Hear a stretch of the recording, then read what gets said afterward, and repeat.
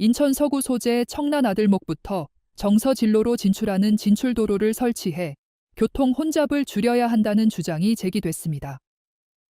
인천 서구의회 김원진 의원은 제270회 임시호회 제1차 본회의 자유발언을 통해 경인나라 뱃길 정서진례 진출구를 추가로 설치해 청라 IC 교통정체를 해소해야 한다고 주장했습니다. 청라 IC 정서진로 진출구는 인천국제공항 고속도로 청라 IC에서 경인나라 뱃길 정서진로로 나가는 연결 도로를 만드는 사업입니다. 인천연구원은 지난 2022년 인천공항고속도로 청라 IC 진출로 확장사업 타당성 검토를 진행하고 청라 방향 진출부 톨게이트를 기준으로 3km 대기 행렬이 나타난다고 설명했습니다. 또한 통행시간은 대략 40분으로 차량 평균 시속이 4.61km로 일반적인 성인 보행 속도와 비슷한 수준이라고 밝혔습니다. 이에 김원진 의원은 경인나라 뱃길 정서진례 진출구를 추가로 신설해 1방향에서 2방향으로 개선하는 방법을 추진 중이라며 정서진로는 공항고속도로와 같은 방향으로 이어지기에 기존 청라 IC, 공항고속도로 구간 이용 수요를 분산할 것으로 기대된다고 말했습니다. 이어 서구 구민들이 겪는 불편을 생각한다면 더는 지체할 시간이 없다며 인천시와 인천도시공사는 청라 IC 일대 교통 혼잡 문제를 해결하기 위해 적극 행정을 하길 바란다고 덧붙였습니다. 이상 인천투데이 인투아이 앵커였습니다. 윤석열 대통령이 지난 9월 군 부대를 방문해 전투식량과 통조림을 충분히 보급하라고 지시했지만 정작 정부는 전투식량 예산을 대폭 삭감한 사실이 드러났습니다. 민주당 박찬대 국회의원은 8일 국방부가 제출한 2025년 특수식량 예산안을 분석한 결과 국방부가 요청한 전투식량 예산 506억 원 중 239억 원이 삭감됐다고 밝혔습니다. 앞서 윤석열 대통령은 지난 9월 17일 육군 15사단을 방문해 잘 먹어야 훈련도 잘하고 전투력도 생긴다며 전투식량과 통조림 보급을 강조했습니다. 그러나 정부는 같은 달 2일 국회에 제출된 2025년 예산안에서 군 급식 예산 중 3,600억 원을 삭감했습니다. 이로 인해 국방부가 당초 요청한 급식 예산 2조 2,900억 원 중 1조 9,300억 원만 반영됐습니다. 특히 윤 대통령이 지시한 전투식량 예산은 군이 요구한 506억 원에서 239억 원이 삭감된 267억 원만 반영됐습니다. 이는 전투식량, 특전식량, 구명식량 등 특수식량 예산 전반에 영향을 미쳤습니다. 박찬대 의원은 윤 대통령은 군 급식 예산을 대거 삭감하고도 보급 확대 지시를 내리는 모순된 행동을 하고 있다며 국군 통수권자로서 군의 현실을 모르는 잘못된 지시로 국방부가 난처한 상황에 빠졌다고 비판했습니다. 또한 정부가 스스로 삭감한 전투식량 예산에도 불구하고 군에 충분히 보급하라는 지시는 현실을 외면한 처사다.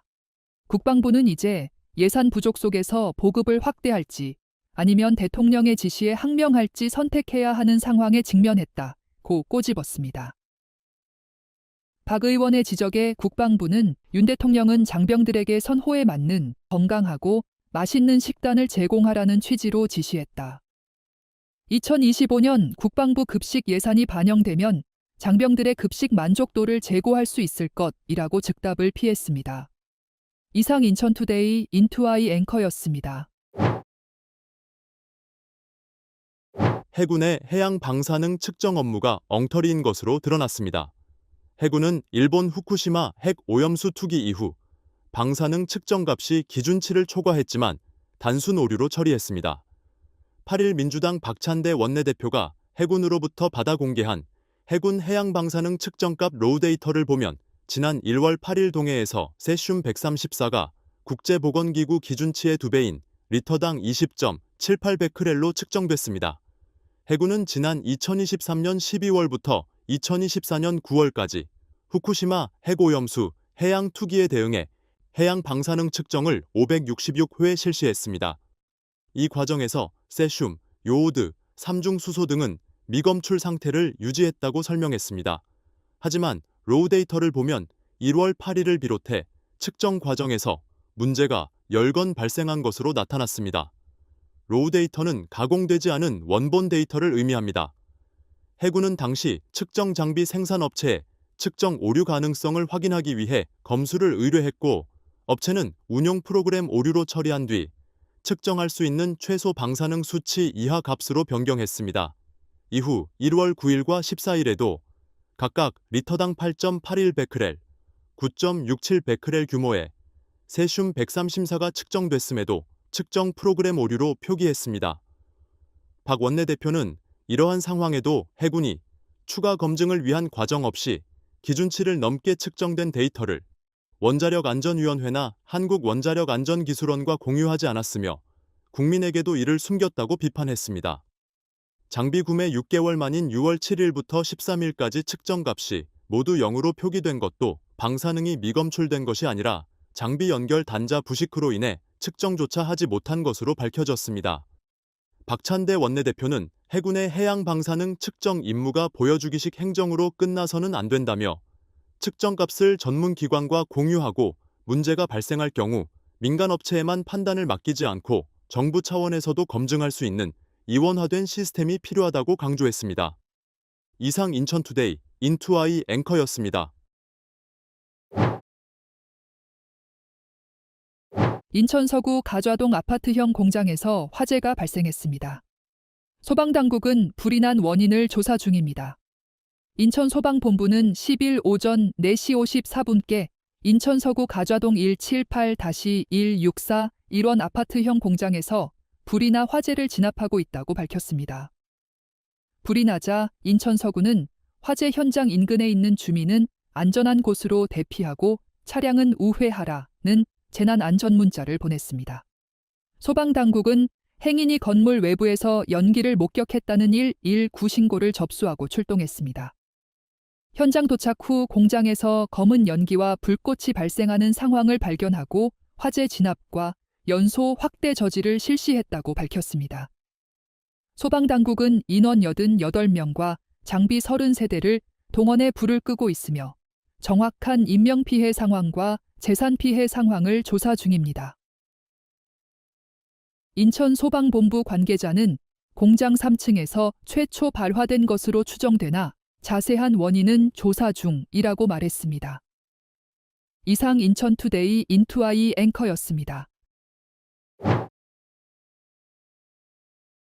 국토부가 서울 9호선과 공항철도 직결 사업 추진을 두고 경제적 타당성과 매몰 비용 등을 종합적으로 검토하기로 했습니다. 국토부 관계자는 10일 이달 말이나 내달 서울 9호선 공항철도 직결 경제성을 조사하는 연구 용역 결과가 나온다며 조사 결과 경제적 타당성이 없다고 나오면 사업이 백지화될 수 있다고 말했습니다. 이어 다만 서울 9호선과 공항철도 직결을 위한 매몰 비용 등이 있기에 매몰 비용과 경제적 타당성 그리고 정책적 판단을 종합해 검토하겠다고 말했습니다. 서울 9호선과 공항철도 직결 사업은 인천국제공항 제2여객터미널부터 서울 강동구 중앙보훈병원을 잇는 사업입니다. 1999년 3월부터 추진한 이 사업은 사업비 부담에 대한 서울시와 인천시의 이견이 커 24년간 지연된 후 지난해 11월 인천시와 서울시가 이를 매듭짓기로 합의하면서 청신호를 받았습니다. 하지만 2015년 실시한 사업 용역 이후 공사비, 원자재 증가 등으로 사업비가 늘어나자 국토부는 사업의 경제적 타당성을 고려하기 위해 용역을 진행했습니다. 해당 용역은 지난 5월 30일 시작했으며 오는 11월께 결과가 도출될 것으로 예상됩니다. 용역 결과 경제적 타당성을 확보하지 못할 경우 사업이 백지화될 가능성도 있습니다. 국토부 관계자는 용역 결과 경제적 타당성이 나오지 않으면 당연히 추진이 불가능하다며 연내 용역 결과를 도출할 것이라고 말했습니다. 이어 다만 협약상 백지화되는 경우 안 한다고 하는 주체가 매몰 비용을 지불하게 돼 있다며 그렇기에 경제적 타당성만이 아니라 매몰 비용과 정책적인 판단을 거쳐 종합적으로 검토하게 될 것이라고 덧붙였습니다. 이상 인천투데이 인투아이 앵커였습니다. 오는 10월 16일 치러지는 강화군수 보궐선거에서 국민의힘 박용철 후보와 더불어민주당 한현희 후보의 지지도가 오차 내로 좁혀진 여론조사가 처음으로 나왔습니다. 여론조사꽃이 지난 7일부터 9일까지 3일간 13시간에 걸쳐 만 18세 이상 강화군 주민 503명을 대상으로 실시한 여론조사를 보면 기호 1번 민주당 한현희 후보는 37.3%, 기호 2번 국민의힘 박용철 후보는 40.4%를 기록했습니다. 두 후보 간 차이는 3.1%포인트로 오차 범위 내에서 접전 양상을 보였습니다. 이어 무소속 안상수 후보 7.6%, 무소속 김병연 후보 0.6%, 지지 후보 없음 5.9%, 잘모름 8.2%로 나타났습니다. 성별로 보면 박용철 후보는 남성, 한현희 후보는 여성 유권자에서 강세를 보였습니다. 연령대별로는 한현희 후보가 18에서 29세, 40대, 50대, 60대에서 앞서는 모습을 보였습니다. 박용철 후보는 30대, 70대 이상에서 우위를 나타냈습니다. 이상 인천투데이 인투아이 앵커였습니다.